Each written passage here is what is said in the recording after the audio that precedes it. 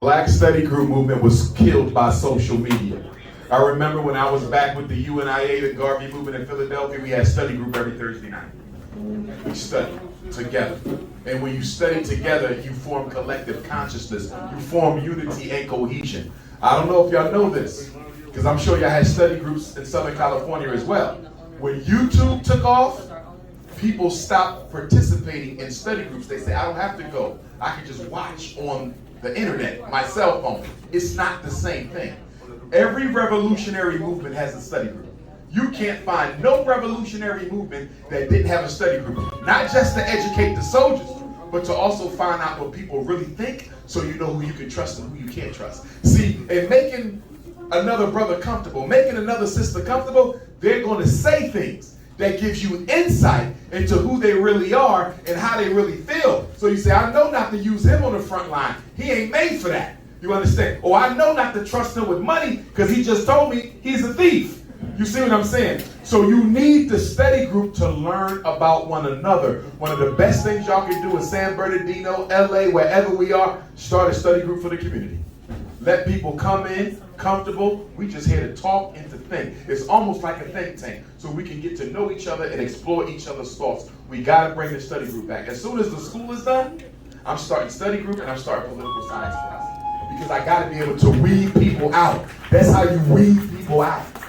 See, what we do, we say, I'm tired of talking, I'm tired of studying, I'm tired of meeting, I'm ready to go to war.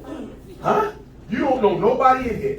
You don't know their background, their parents. You don't know who the FBI agents are. You don't know who the negative-minded people are. You don't know who the opportunists are. You don't just meet somebody and say, let's go fight for black people. Hell no. There has to be a process of vetting them. And the study group is one of the best ways you can vet people for the struggle.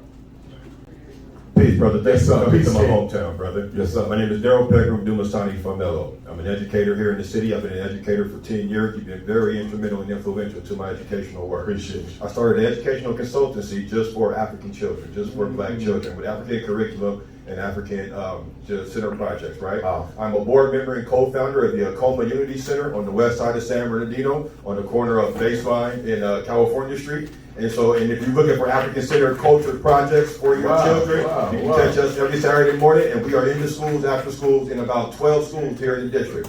I am also the dean of students at a private high school here in San Bernardino.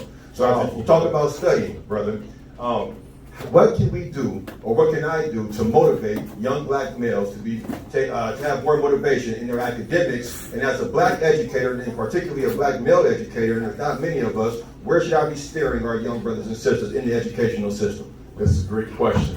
I'm going to give you 3 points. Number 1, celebrate academic excellence. We do not celebrate academic excellence in black boys the way we celebrate athletic talent.